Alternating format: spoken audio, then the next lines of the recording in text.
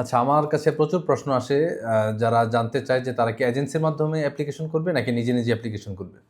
অবশ্যই আপনি যদি কোয়ালিফাইড হন, আপনি যদি নিজে, নিজে এই কাজগুলো করতে পারেন, আপনি যদি রিসার্চ করতে পারেন ভালোভাবে, তাহলে কোনোভাবেই আপনার অ্যাপ্লিকেশনটা অন্য কারো হাতে দিবেন না। অবশ্যই সবসময় চেষ্টা করবেন আপনার অ্যাপ্লিকেশন আপনি নিজে করার। আচ্ছা, এখন কিছু, কিছু মানুষ চেষ্টা করে যে অল্প টাকার মধ্যে অনেক সার্ভিস নেয়ার জন্য এবং তারা বিভিন্ন প্যাকেজে যেতে চায়। সেক্ষেত্রে ঠিক আছে, আপনি ছোট, ছোট যে দেশগুলো বাংলাদেশের আশেপাশে আছে, সেইসব দেশে আপনি বিভিন্ন এজেন্সির মাধ্যমে যেতে পারেন।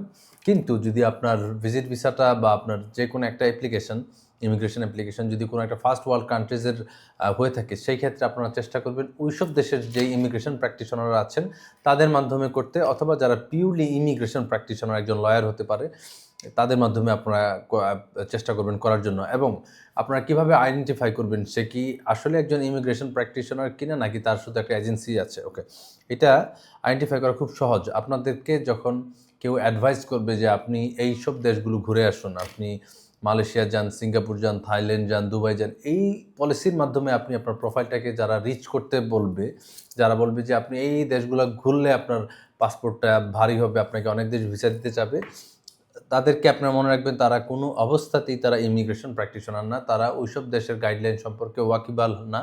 তারা জানে না কিভাবে একজন মানুষের প্রোফাইল রেডি করতে হয়, কিভাবে একটা মানুষের প্রোফাইল উপস্থাপন করলে তার ভিজিট ভিসাটা হওয়ার সম্ভাবনা রয়েছে। এই কারণে তারা আপনাকে বিভিন্ন দেশ ঘোরার জন্য অ্যাডভাইস করে থাকে। তাহলে যারা আপনাকে এই ধরনের বিভিন্ন দেশ ঘোরানোর জন্য বলবে বা মোটিভেট করবে, তাদের থেকে আপনি দূরে থাকুন।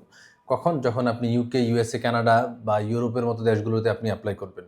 তখন আপনারা চেষ্টা করবেন ওই দেশের একজন অ্যাটর্নি, সলিসিটর বা বাংলাদেশে যারা ইমিগ্রেশন প্র্যাকটিস করছেন, অ্যাডভোকেটস, ব্যারিস্টার্স আছেন, তাদের মাধ্যমে আপনি করানোর চেষ্টা করবেন। এবং যদি পারেন নিজে, নিজে রিসার্চ করুন, করে নিজে, নিজে আপনার প্রোফাইলটা রেডি করুন, করে নিজে, নিজে এপ্লাই করুন। কিন্তু এজেন্সির মাধ্যমে যদি আপনি করেন, সবাই খারাপ আমি তা বলছি না। তবে ম্যাক্সিমাম আমাদের কাছে ইউকে এবং কানাডা রিফিউজাল নিয়ে আসে এবং ডকুমেন্ট বেসড যে অ্যাপ্লিকেশনগুলো হয়, সেইসব অ্যাপ্লিকেশনই আমরা পেয়ে থাকি। যে এজেন্সির মাধ্যমে যে অ্যাপ্লিকেশনগুলো করা হয়ে থাকে, সেখানে তারা একদম গ্রস মিস্টেকসগুলো করে থাকে এবং তারা তাদের ক্লায়েন্টদের একটা আ প্রোফাইলটাকে খুব সুন্দরভাবে প্রেজেন্ট করতে পারে না।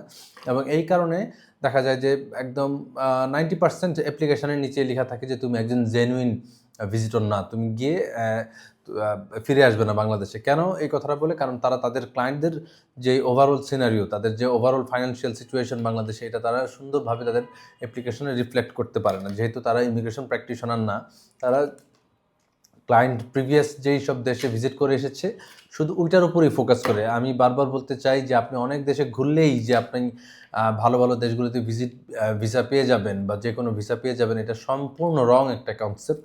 এবং যারা আপনাকে এই ধরনের অ্যাডভাইস দেয়, তাদের কাছ থেকে আমি আবারও বলছি আপনি দূরে থাকুন।